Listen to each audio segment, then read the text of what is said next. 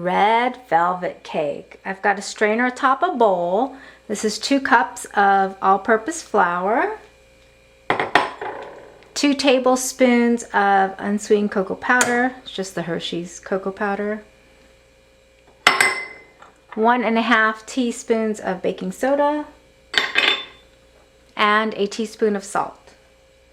You don't have to sift the baking soda and the salt, but since you've got to sift the other dry ingredients, may as well just put it all in the strainer. Alright, you can dump that out or just use a spoon. Okay, set it aside. I have 2 sticks of unsalted butter at room temperature in the bowl. Add 1 3/4 cups of granulated sugar. And then we'll just beat this till it's nice and creamed. Add 3 large whole eggs at room temperature.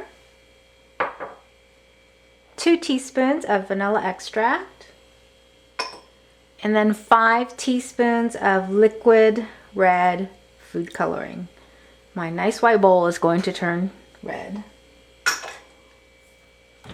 Mix this up a little bit just so that you don't splash all of that redness around.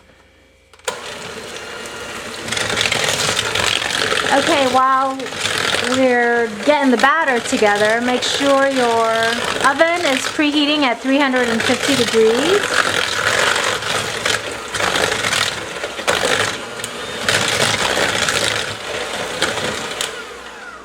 Let's just get a spatula in there.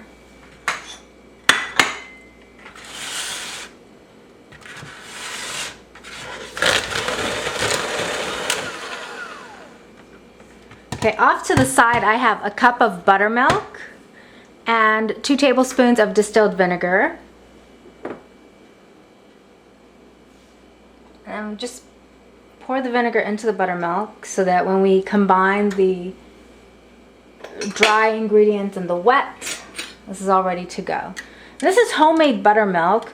You can Google it, but it was 1 cup of distilled white vinegar and 4.5 teaspoons of 1 cup of whole milk and 4.5 teaspoons of vinegar.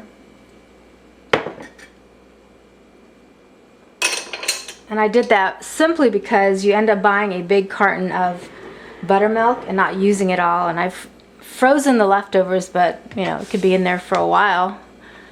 Alright, so here's our bowl of dry ingredients. You can mix it together a little bit if you want. Oops. Pour half in.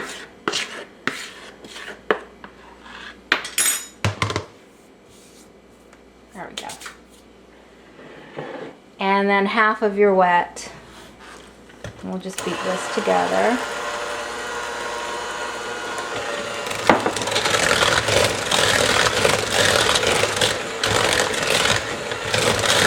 You want to leave a little bit of the dry ingredients visible.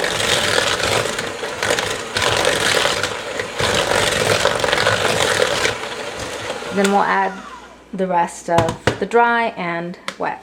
So remember, you're going to bake this, cool it off, and frost it. You want to have set out already 2 8-ounce blocks of cream cheese and a stick of unsalted butter. And we're going to beat this till it's well combined. Let's get a spatula in there. So on Guam, or where there's lots of Chamorros, and we have these big parties, fiestas, whether it's a wedding or christening or a big birthday party or whatever reason to gather, almost all the time there is some version of velvet cake on the table. So I love the distinctive flavor of this buttermilk, vinegar, cocoa powder, and sugar. Alright, a real quick beat here. I've already prepared some mini loaf pans as opposed to a bundt pan or a baking sheet. This batter makes 4 of the mini loaf pans. You put 1.5 cups of batter, and not rounded cups, but just flat 1.5 cups, and then you'll have about a half to a tablespoon more per mini loaf pan. So that's 1.5 cups plus about a tablespoon of batter. We'll put this in the oven at 350 for about 22 to 25 minutes, at least in my oven. Put a toothpick in the center of one of your cakes after about 22 minutes, and if it comes out clean, then it's done. If not, give it a couple more minutes. All right, I've been cooling this in the pan for 10 minutes, and now you have to unmold it, and you want to take a very thin, flat, this is a cake decorating spatula, just run it along the edges in this direction, not this way. I like it this way. If you leave this in the baking pans, it's going to stick and be very hard to come out in pieces. It's very hot, but quickly turn it over, and there you go. Now we'll set this aside. There. A couple of the pans spilled over a little bit. You can use a knife. It's a little hot, but yeah, don't cut my finger, right? But for the video's purposes, we'll do that. Just trim off what's come off at the edges, and then the same thing. Just get a spatula and run it here. So normally, if you've watched some of my other cake videos, I like my cakes cold. My cake cold right out of the fridge, except velvet cake. This is really good when it's warm, even without the frosting. Hopefully that will flip out easily. Just kind of shake it if it's having problems. There you go. All right, we'll set this aside until it's completely cool, then we can frost it. Cream cheese frosting, and this is for the red velvet cake that we just baked, and it's cooled off. I've already creamed 1 stick of unsalted butter, and here's 2 blocks, 8-ounce blocks of cream cheese, full fat Philadelphia cream cheese.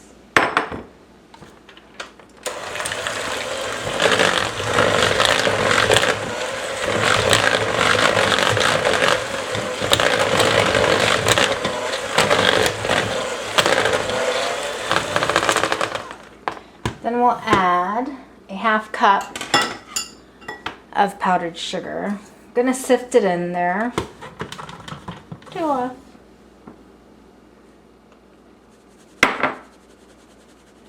You can use your fingers or a spoon to make this go faster.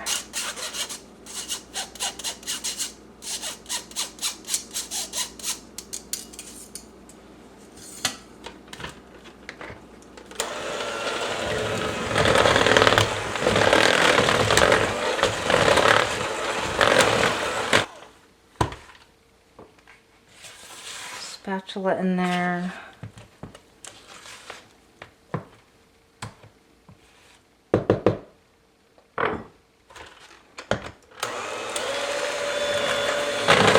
Alright, I like it with a 1/2 cup of sugar. You might like it more sweet or less sweet. But the velvet cake itself is not very sweet, so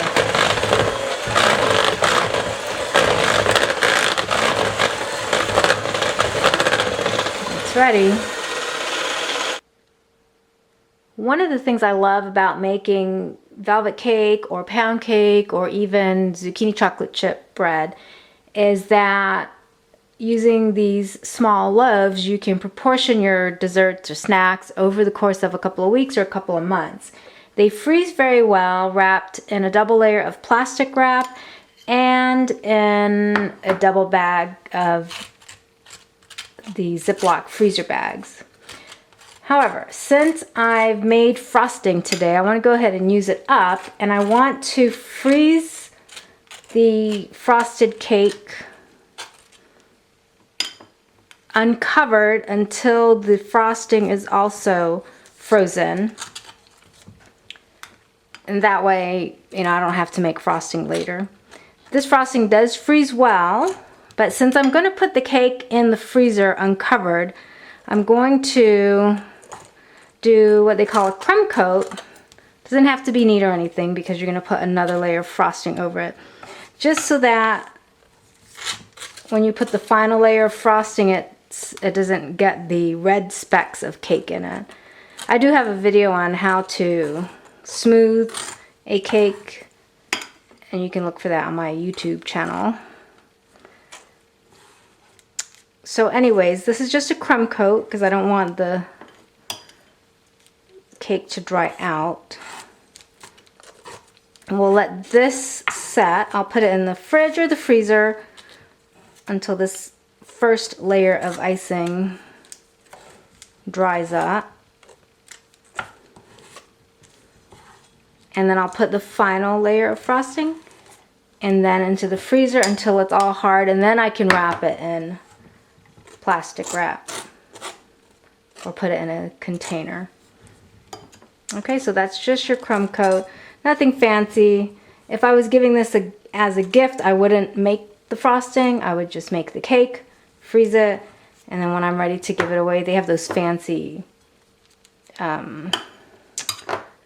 baking paper containers or what have you. Anyway, so there you go. Set this aside. I've got a couple more to do, and then I'll put a final layer of frosting. I spent about 15 minutes in the freezer. Now I'm just going to apply a thin coat. You'll notice when I did the crumb coat, I started from the top of the cake, and when I do the final coat, I start at the sides. It just, once you get to the upper corners, I find that order to be most efficient in getting a nice square or clean edge.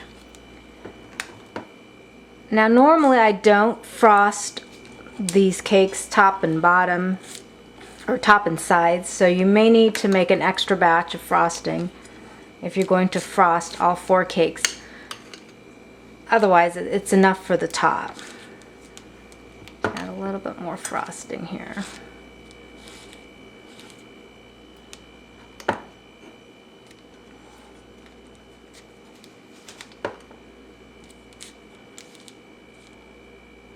So this is just for us. It's going to go in the freezer. I'm not being too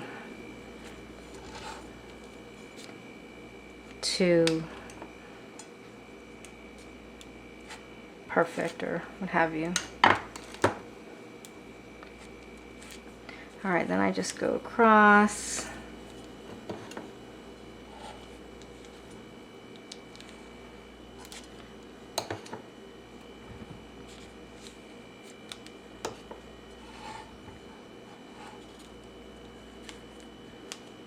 So here at the top, now I can just go across and you get a nice flat edge. You also have to scrape your spatula against the bowl.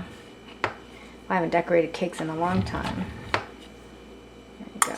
Certain order too. That way you... Okay, and then you can just frost the top.